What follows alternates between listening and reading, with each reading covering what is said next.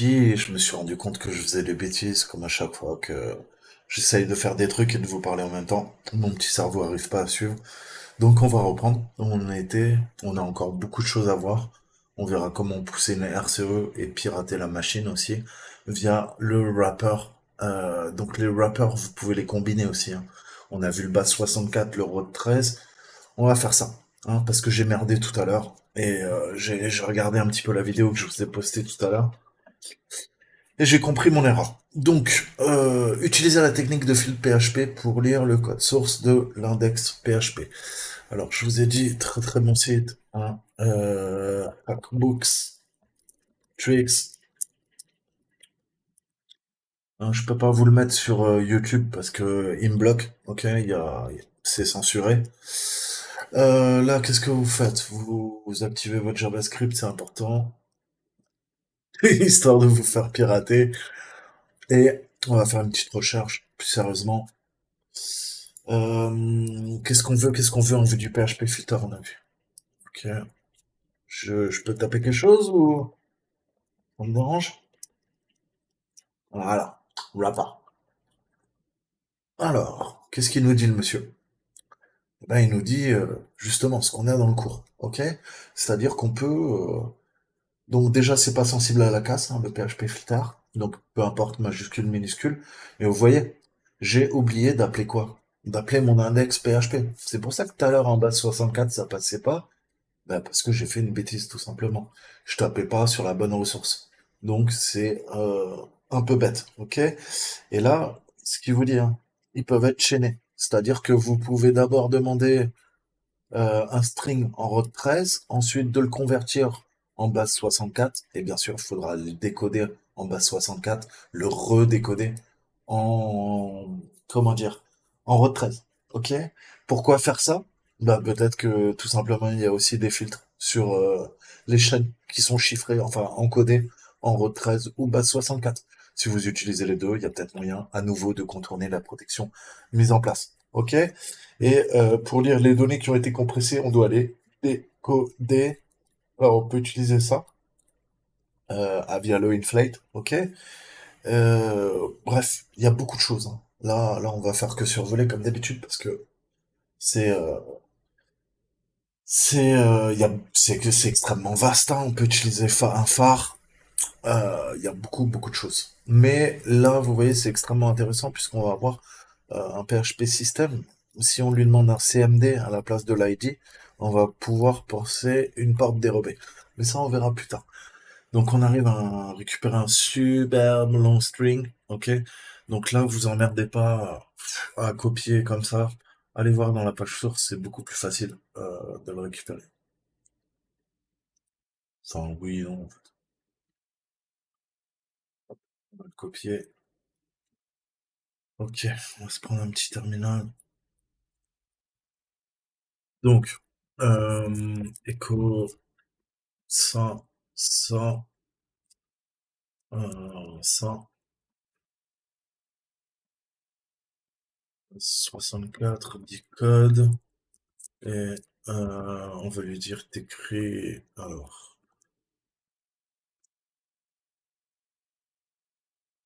oula, calme-toi, calme-toi.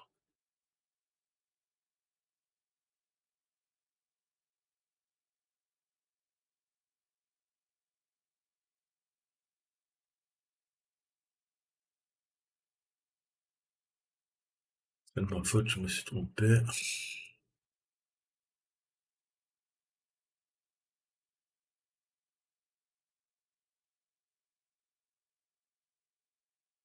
Ah, c'est mon raccourci. D'accord, je comprends bien.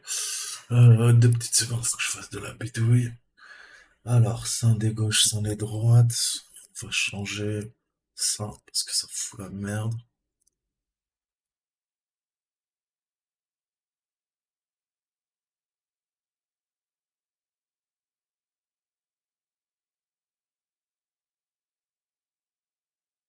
Et on va faire un 2.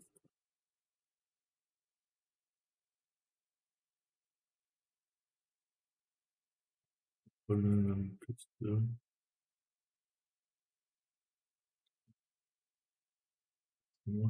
Ouais, ok. Blablabla.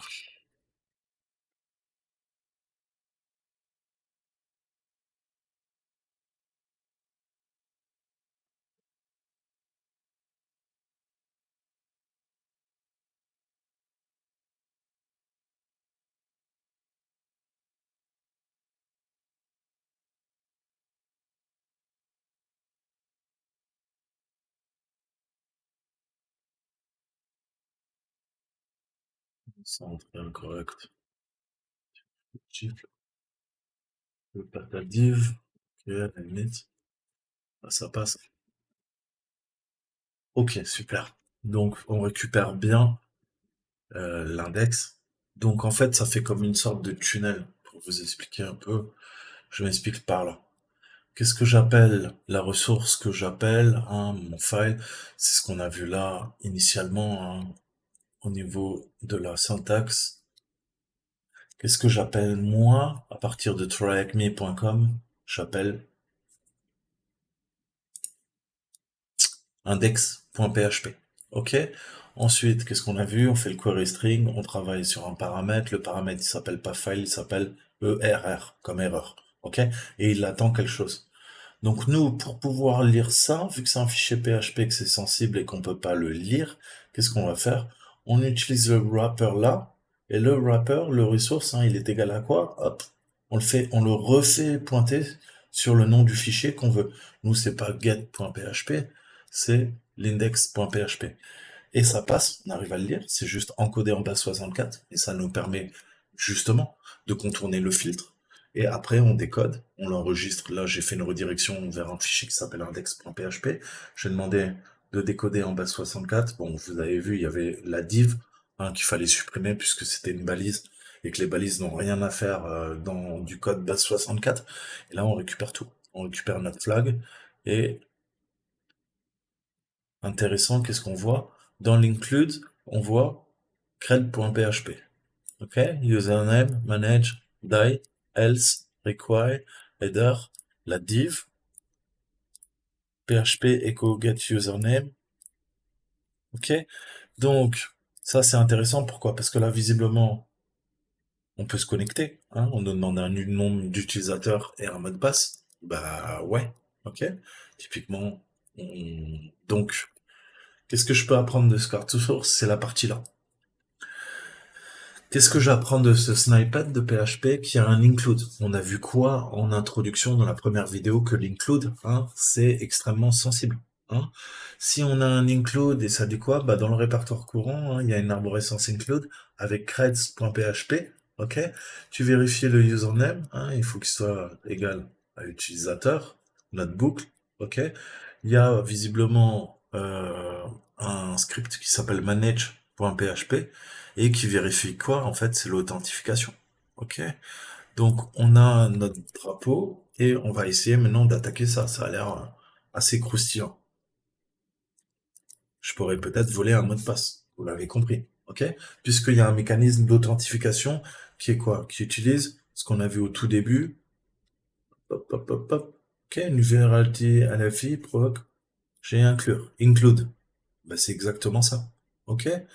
Vu que j'ai mon include, je vais pouvoir trouver un point d'entrée. On a trouvé un point d'entrée, c'était quoi? C'était, qu'est-ce qu'on dit, on avait vu au début. Il faut vérifier les requêtes get, post, qui transmettent un argument. Bah ouais, là en effet, il y a un argument qui était faillible, erreur, ERR, ok? Sinon, ça nous dit quoi? Ou des données à l'application web pour effectuer une opération spécifique. Eh mais attends, on s'est occupé d'erreurs, maintenant on a quoi? Bah ouais, données spécifiques. Là, ça permet l'authentification via un username, un mot de passe. Ok? Donc il faut aller taper là-dedans. Donc maintenant, qu'est-ce que je vais lui dire? Je vais lui dire, écoute, t'es gentil, avec quoi? Avec ton index, c'est sympa, mais bon. Alors, est-ce que j'ai copié mon mot de passe quand même? Parce que je me distrais tout seul. C'est copié, ça chiotte. Ok. Donc c'est ça.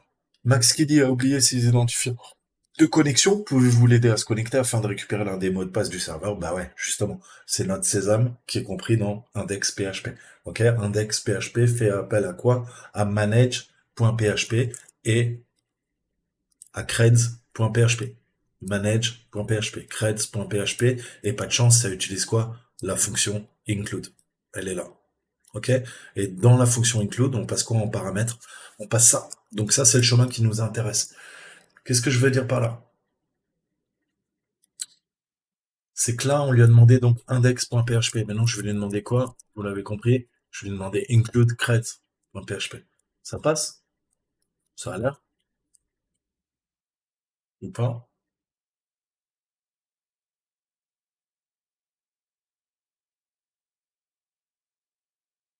Ok, j'ai oublié le point. Et il y avait un S include. On récupère un nouveau string en base 64.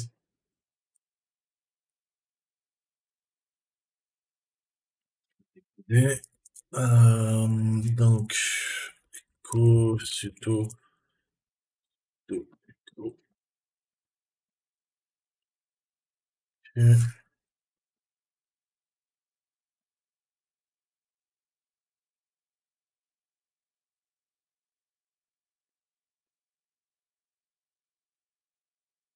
Qu'est-ce que j'ai fait comme connerie?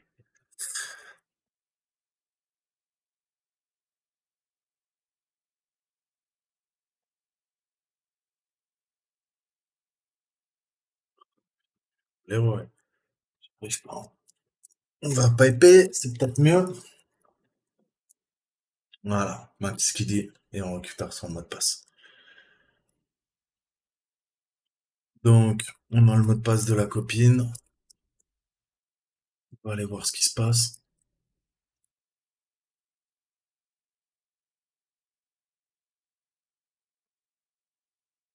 Yes. Donc, on peut accéder au log. On voit les user agent et tout ça.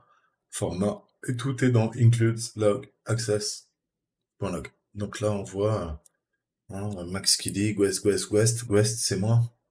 Ok. Et ouais, le Linux 64, ça c'est bien moi. Ok. On voit les charges que j'ai poussées. Hein. Il n'y a pas de secret. Hein. On voit bien ce que j'ai fait. Dans les logs. Logout, non, password discovery, qu'est-ce qu'on peut faire? Alors, server name, web, passant de 3, server name, ok, flag OAC, c'est là-dedans. Ok,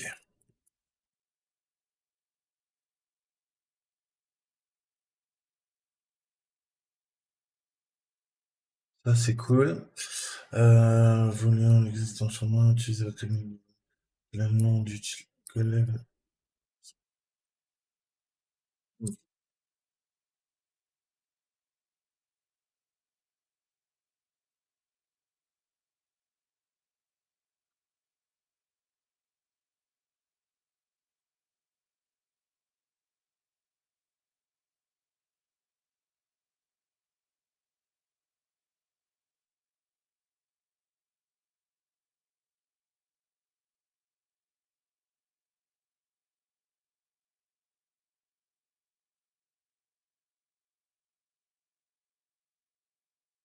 Ok. Donc là, on commence à être bien. Donc l'application web enregistre toutes les demandes des utilisateurs et seuls les utilisateurs autorisés peuvent lire le journal, utiliser une LFI pour obtenir une RCE via la page du fichier journal. Quel est le nom d'hôte du serveur? Euh, Donc déjà, ouais, on va voir comment ça fonctionne. Donc, les données PHP. Qu'est-ce qu'on veut faire? Donc on s'est servi du base 64 hein, pour pousser, on a vu. Et le wrapper PHP il peut être utilisé aussi pour inclure du texte brut ou des données codées en base 64. Ok? Il est utilisé pour inclure des images sur la page actuelle. Donc là, qu'est-ce que je vais faire? On va essayer d'encoder en base 64 un texte pour l'inclure dans la page à l'aide du donné de wrapper. Ok. Et ce qu'on peut coder, on peut le décoder. Ok. Il n'y a pas de secret avec le base 64-D. Donc, on peut inclure quoi? On s'est servi là, c'est un page PHP, file, data, text, plain. base 64, patati, patata.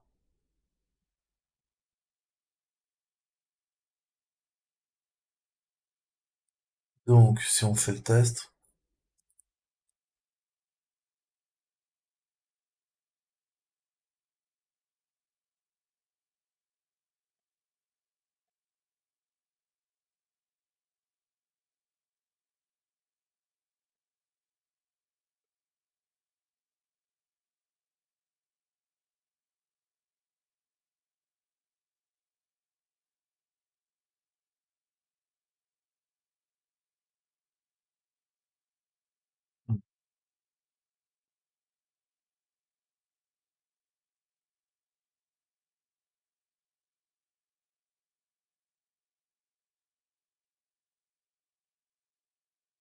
le texte plein.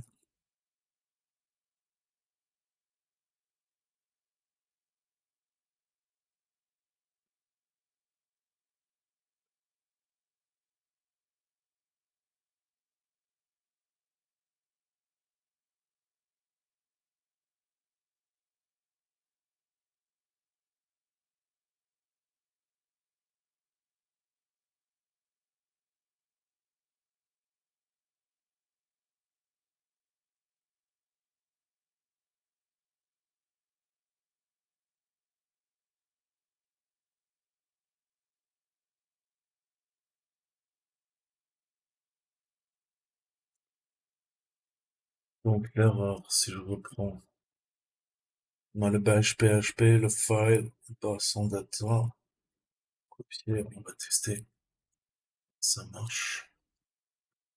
Mais ça, je mets mon string.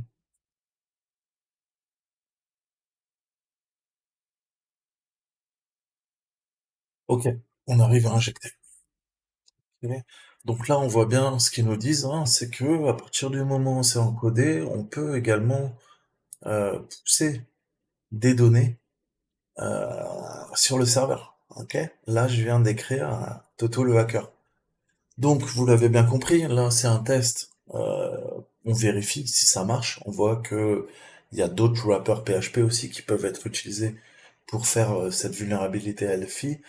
Donc là, qu'est-ce que je vais faire? Je vais m'en servir pour écrire un fichier, ok? Et ce fichier, vous l'avez bien compris, ça sera quoi? C'est ce qui va nous permettre d'accéder à notre RCE, ok?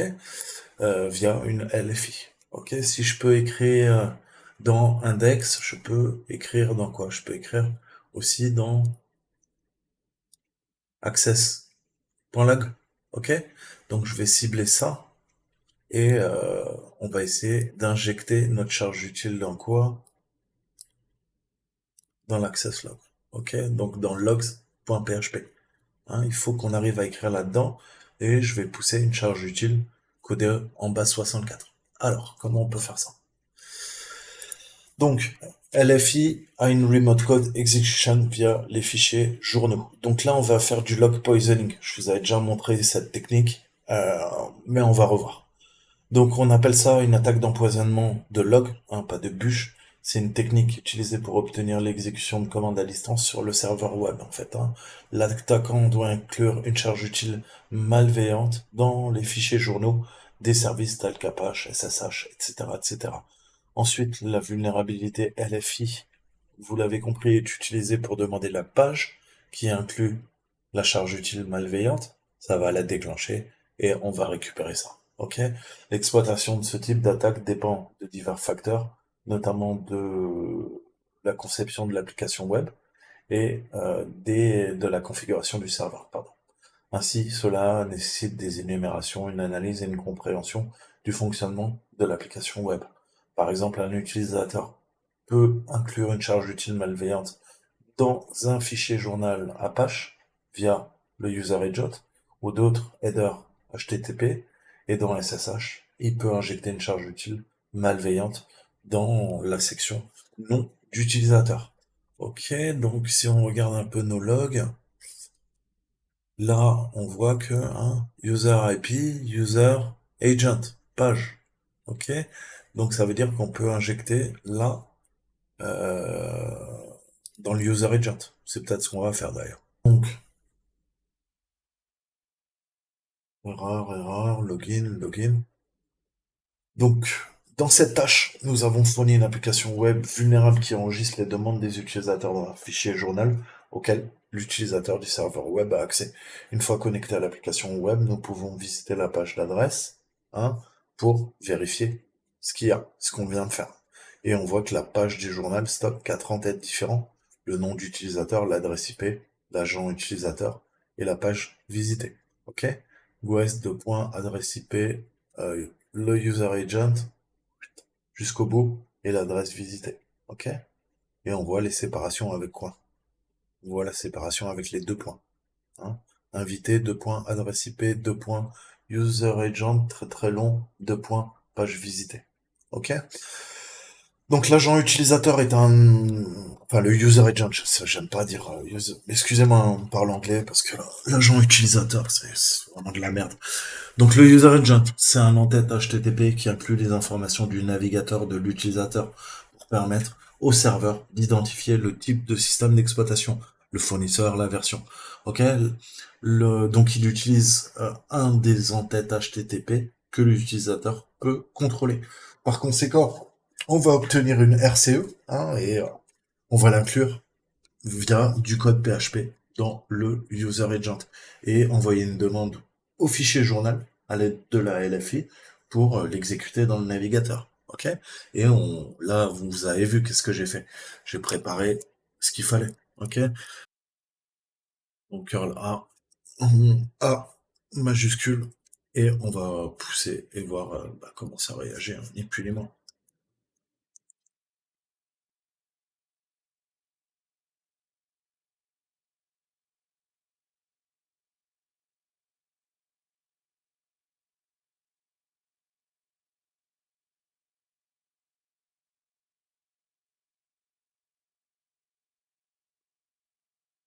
Ok,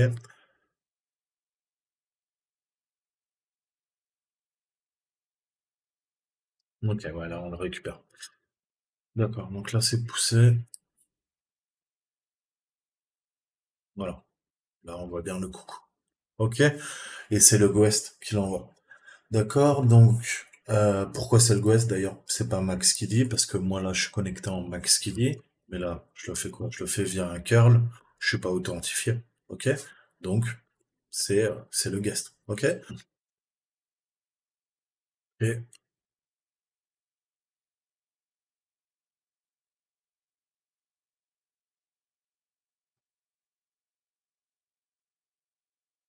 d'accord, elle le passe direct, donc on va se le passer direct.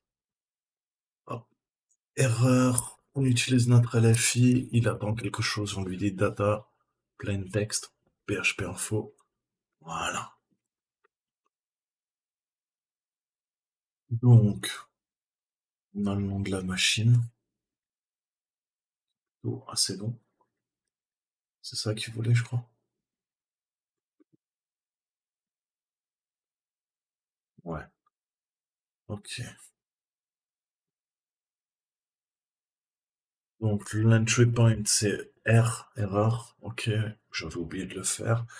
Donc là, on a vu, hein, le A, quand vous faites un curl, le curl permet de requêter, hein, tout simplement sur un serveur. Et le A, c'est le user agent. Je vous montre. Si on fait un curl, ok, user agent name. Qu'est-ce que j'ai poussé, moi? J'ai poussé mon code PHP. Le code PHP, c'était quoi? PHP info, qui nous permet d'afficher les informations à ce sujet. Qu'est-ce qu'on avait là-dedans? On voit qu'on a commande, configure, des informations très très intéressantes. Surtout, on a quoi? Oh, on a ça. Ok, je descends, je descends, je descends, je descends. Toutes les variables. Environnement, ETC à page 2. Ah, intéressant. Webmaster, www.data, intéressant. Mozilla, CGI. Ok, je retiens les chemins là. Index PHP, get PHP, ok, ok, et le reste, ça ne sert plus. Parce que là, on a vu, on pousse quoi? On a vu qu'on pouvait pousser du code PHP dans le user engine. C'est ce qu'on a fait avec Carl, on a vu que ça a marché. Maintenant, comment on passe à la RCE? Ok. Bah, de la LFI à la RCE, on a via des sessions PHP qui suivent le même concept en fait de technique d'empoisonnement des journaux. Les sessions PHP sont des fichiers dans les systèmes d'exploitation qui stockent les informations temporaires. Une fois que l'utilisateur s'est déconnecté de l'application web, les informations de session PHP seront supprimées. Ok, ça c'est important. D'accord? Donc vous avez des sessions PHP, pardon, dans le système d'exploitation qui stocke des informations temporaires. Une fois que l'utilisateur se déconnecte, elles sont supprimées. Cette technique nécessite une énumération pour lire d'abord le fichier de configuration PHP. Ah, intéressant. Puisque nous savons où se trouvent les fichiers PHP. Ensuite, nous incluons un code PHP dans la session afin d'appeler le fichier via une LFI. PHP stocke les données de session dans des fichiers de système à différents endroits. Vous avez compris pourquoi on a tout intérêt à voir quoi? Eh ben, à voir là-dessus. Parce que là, je vous l'ai montré. Ok? Je vous ai pas dit où c'était. Je vous ai dit, tiens, on récupère des infos. Mais c'est ça qu'il nous faut récupérer. Ok? Ça, c'est sur du Windows. Ok? Mais nous, on n'attaque pas du Windows. Moi, je pense soit ça, soit ça. Ça, c'est les anciennes versions de PHP. Ok? Ça, c'est du PHP 5. Et qu'est-ce qu'ils nous disent? Une fois que l'attaquant a trouvé où PHP stocke le fichier de session, il peut contrôler la valeur de session, il peut l'utiliser pour un exploit en chaîne avec une LFI. PHP version 5.2.7. Oh, il nous dit quoi dans 5.2.7? Il y a des chances que ça soit là-dedans. Donc, si on énumère et on lit le fichier, lisons le fichier de configuration de l'application web vulnérable que nous avons fourni, nous pourrons voir qu'elle stocke les sessions PHP dans le répertoire TMT. Là, en l'occurrence. Donc elle stocke également la valeur du nom d'utilisateur dans la session, même si vous n'êtes pas connecté, car cette valeur est nécessaire au développeur pour l'utiliser dans la fonction journaux. Ok?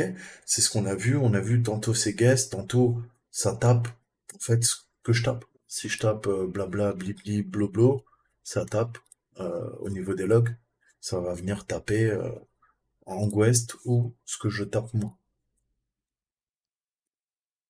Donc on va injecter le code PHP dans la section utilisateur, stocké dans le fichier de session de PHP.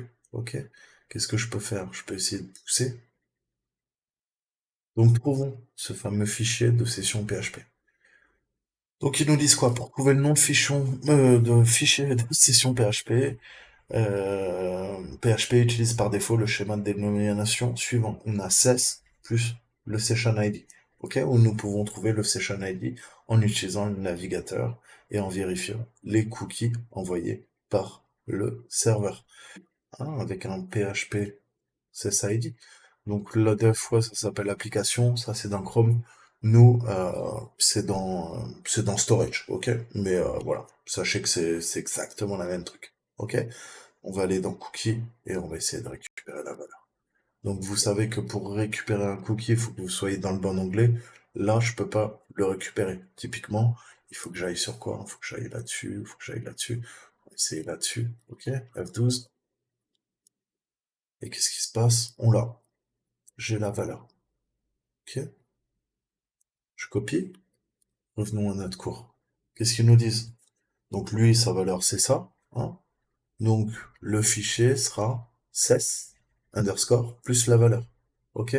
Enfin, nous savons qu'il est stocké dans TMP. Maintenant, on peut utiliser la LFI pour appeler le chemin de session. Ok? Moi, ça sera quoi? Ça sera cess.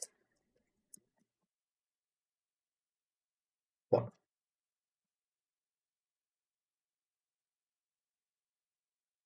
Ok. Puisqu'on a vu quoi? On a vu que PHP, le schéma de dénomination suivant par défaut, c'est ça. Non. En interrogation? Ouais, bah, c'est pas trop mal. Système sur le 4.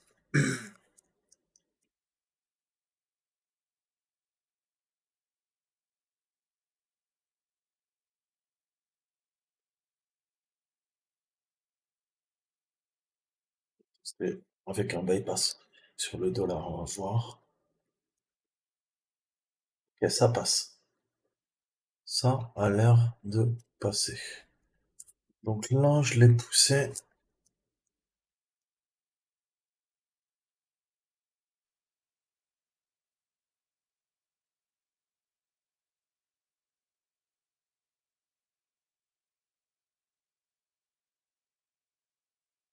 Là, je l'ai fait sur login.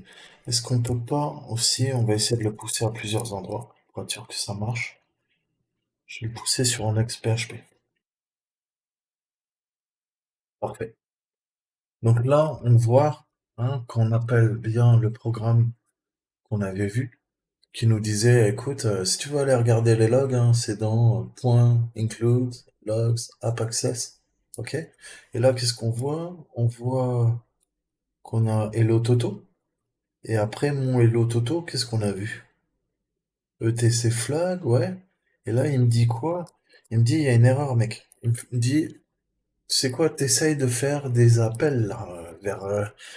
je comprends pas ton truc là. C'est quoi ton truc, système là? PHP système, tu m'utilises une fonction là, je comprends pas trop.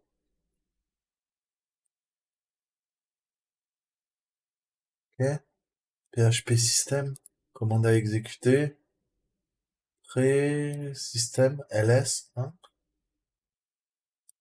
Si un programme est démarré avec cette fonction qu'il tourne en arrière-plan, la sortie du programme doit être redirigée vers un fichier ou un autre flux de sortie. Ok, on va s'en occuper, t'inquiète pas. Donc là, en gros, il est en train de me dire, écoute, il te manque un argument là au niveau de ton appel dans PHP. Qu'est-ce que tu me fais? Tu me fais un shell exec et shell exec, ça exécute une commande via le shell et ça retourne le résultat sous le forme d'une chaîne. Ok? Shell exec. Donc, qu'est-ce qui se passe en fait? C'est très bon signe pour nous. Ça veut dire qu'on a injecté la faille. Il dit, écoute, tu fais ton appel système, fonction système, mais la commande, elle peut pas être blank.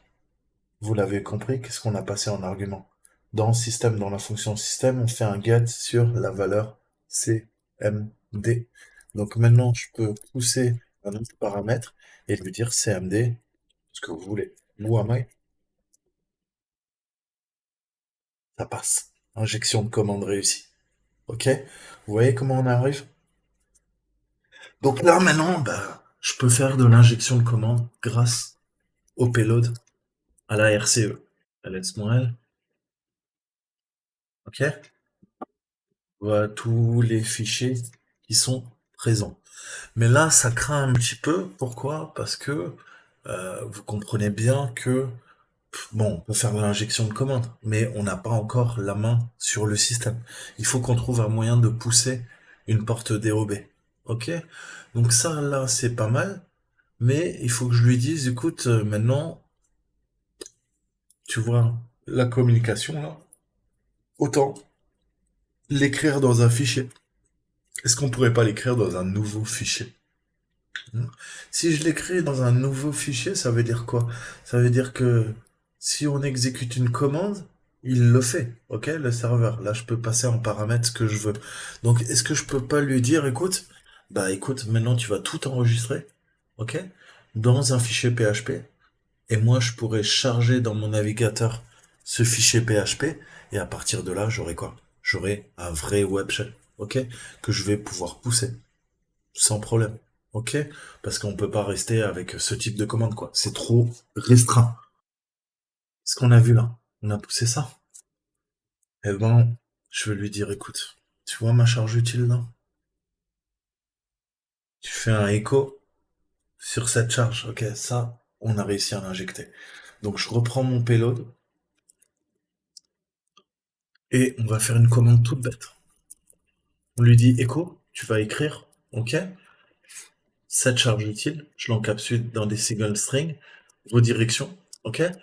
Et on va l'appeler porte dérobée pour le fun. .php. Port Jirobi.php. Ça marcherait ça? Qu'est-ce qui s'est passé? Port Jirobi.php. Vous voyez où je veux en venir ou quoi? Donc maintenant j'ai quoi? Ça m'énerve quand ça fait ça.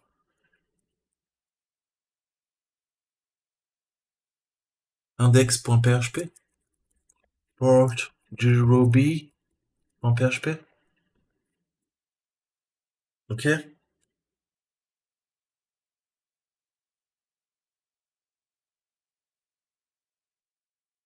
Alors, j'ai fait une erreur. Ah, j'ai fait une erreur de syntaxe, je suis deg.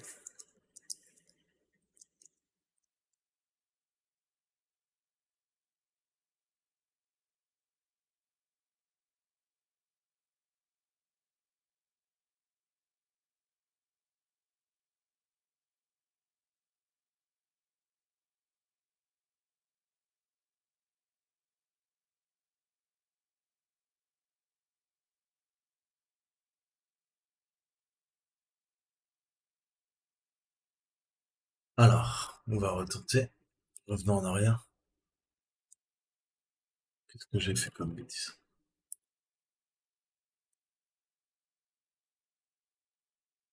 Oublions le PHP système. Ok. Je réécris port du Ruby. Ok, là je referme. Là j'ouvre. PHP système get saved.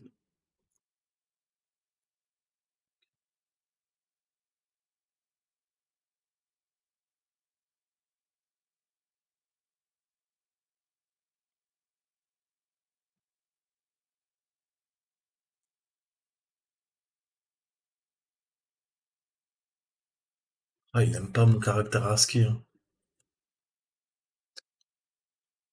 Ok, donc, première ligne, ça fait une erreur. Deuxième ligne, il me dit, fonction système. Fonction système, je peux pas exécuter si c'est vide. On retrouve le même message. Ça veut dire que malgré le problème de codage, ok, ligne 1, il me dit quand même, t'as un petit fonction système. Ok? Je veux bien te faire un petit appel système. Donc, maintenant, qu'est-ce qu'on va faire? Eh ben, on peut peut-être, quoi, essayer d'interroger et voir s'il y a quoi? S'il n'y a pas un framework, un langage de programmation qu'on pourrait utiliser. Pourquoi? Pour pousser une porte dérobée. Ok? Qu'est-ce que je peux utiliser, par exemple? Là, on a vu, donc tout ça c'est du PHP, mais si je dois faire un reverse shell, je peux le pousser en Bash, en ZSH, en Netcat, hein, PowerShell, Perl, Python, Ruby.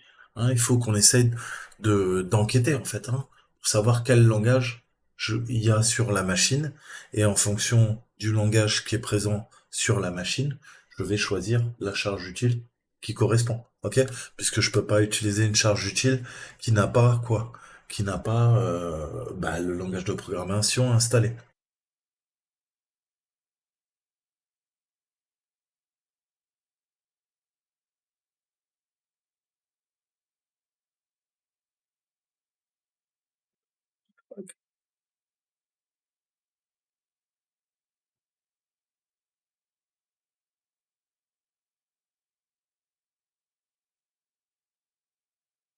Et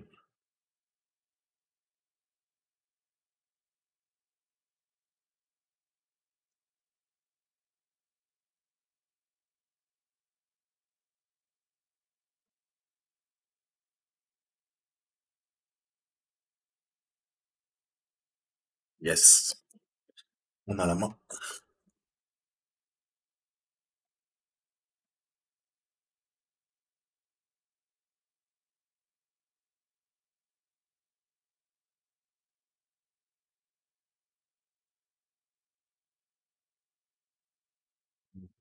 Tu vois, ouais.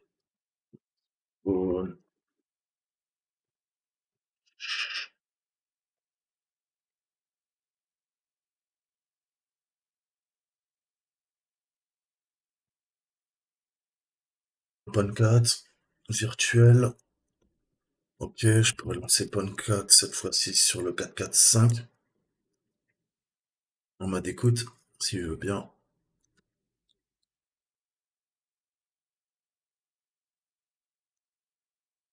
Oui, bonjour, oui, oui, bonjour. On va se prendre une charge utile en bash sur le 4.4.5. Bash. Et, et, copier. Tac. Salut toi. Salut, salut,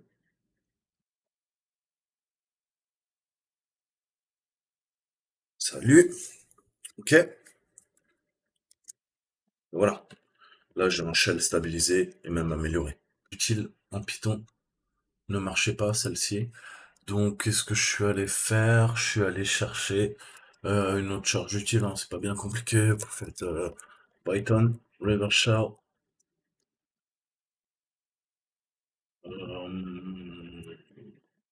one-liner.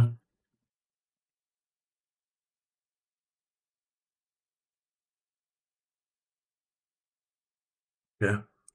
Et vous en avez plein. Honnêtement, allez voir, il y en a partout. User bookmark, toolbar. Ouais, comme ça je l'ai là. Ok. Allez voir ses cheat sheets d'ailleurs, Safety, il est bon. C'est un petit français. Et voilà, il écrit des petits articles, il fait des... Bon, ça fait un moment qu'il a pas posté, mais vous avez des write-up, voilà, des projets qu'il a fait. Donc les amis, on avait vu, hein, là on a vu comment faire du log poisoning, récupérer une RCE, prendre la main sur le serveur, et vous vous rappelez, je vous avais montré cette histoire de cookie. On va faire avec PHP Info, hein, mais le seul truc à changer, si vous voulez militariser, c'est faire un appel système, PHP système, ok, via la fonction système, et là-dedans, passer en paramètre CMD, comme on a fait pour le log poisoning. Là, je vous montre juste comment on peut injecter aussi, quoi. On peut injecter, on peut aller sur ce site, alors on a vu,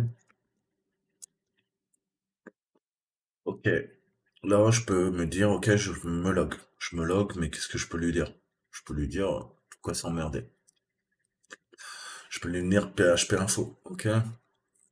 Voilà, je vais faire vite fait, hein, vraiment en mode fainéant, j'ai même pas envie de taper, parce que j'ai vu que j'avais oublié de vous mettre ça quand même. On va faire ça propre, et j'ai regardé les vidéos des gars sur YouTube, c'est assez marrant quoi. Entre le gars qui fait ça en 10 minutes sans vous expliquer, le gars qui galère pendant 1 heure et demie, on comprend rien. Honnêtement, même les anglo-saxons, c'est pas la fête. Donc là, au moins, je sais que c'est en français, désolé pour les anglais, mais moi je vous ai tout expliqué. On pourra pas dire que j'ai bâclé le taf. Et j'ai répondu à toutes les questions, même les questions bonus.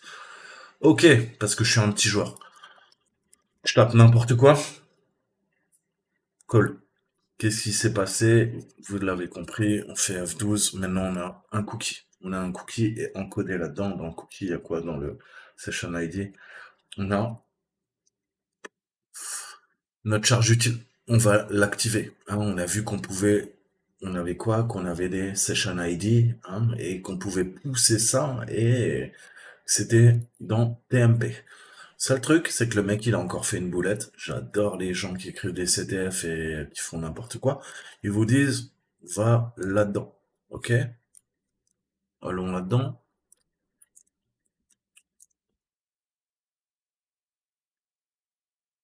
Pousse ma charge utile. C'est pas le bon. Ok. Qu'est-ce qu'on a vu?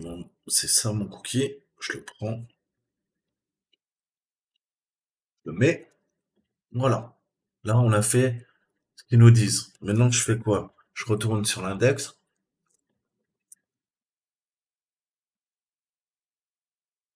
Il se passe rien.